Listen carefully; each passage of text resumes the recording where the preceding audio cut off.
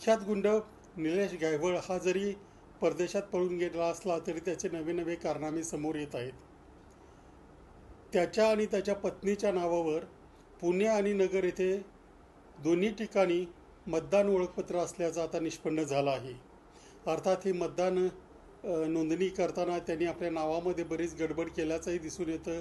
कधी गायवळ म्हणजे GAIWAL, कधी GAYAL अशी त्यांनी नावं केलेली आहेत। इतकंच नव्हे तर पुण्यात जिथं त्यांनी नोंदणी केली कोथरूडमध्ये, तिथं स्वतःचं नाव निलेश कुमार असं लिहिलेलं आहे, तर नगरमध्ये जिथं नोंदणी केली तिथं निलेश बन्सीलाल गायवळ असं लिहिलेलं आहे। सोनेगावमध्ये त्यांची वडिलार्जित प्रॉपर्टीसुद्धा आहे। परंतु अशा पद्धतीने जर मतदार नाव नोंदणी होत असेल तर ती खरोखरच चिंतेची बाब आहे। निलेशनं ना पुण्याचा पत्ता वापरला, ना नगरचा त्याचं जे मूळ गाव आहे त्याचा पत्ता वापरला नाही, उलट अहमदनगरमधला कुठला तरी पत्ता वापरून पासपोर्ट घेतल्याचा आता पुढं आलेला आहे।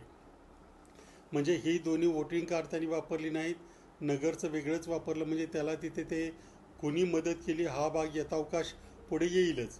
परंतु सध्या मुद्दा आहे तो बनावट मतदार नोंदणीचा। अशा प्रकारे नावात किंचित बदल करून किंवा जशा तशा नावासह जर महाराष्ट्रामध्ये किंवा कुठे नोंदणी करता येत असेल 2-2, 3-3 ठिकाणी, तर ती अत्यंत चिंतेची बाब आहे आणि याची चौकशी झाली पाहिजे। म्हणजे हे जे काही उदाहरण आलं आहे ते फक्त एकमेव असेल असं मानायचं कारण नाही। ज्या अर्थी अशा प्रकारचे गडबड करणाऱ्यांना या गडबडी कशा करायच्या माहिती आहे, त्या अर्थी अशी महाराष्ट्रामध्ये हजारोंची नोंदणी झालेली असण्याची शक्यता आहे। मुळात यापूर्वी राजुऱ्याला काय झालं, तुळजापूरला काय झालं त्याचा तपास कुठेही झालेला नाही। त्यामुळे यंत्रणांना अशा प्रकारच्या चोऱ्या करणं हे योग्यच वाटत असावं किंवा त्याच्यावर कारवाई न होण्यासाठी त्यांच्यावर दबाव येत असावा अशी आता शंका घ्यायला जागा आहे।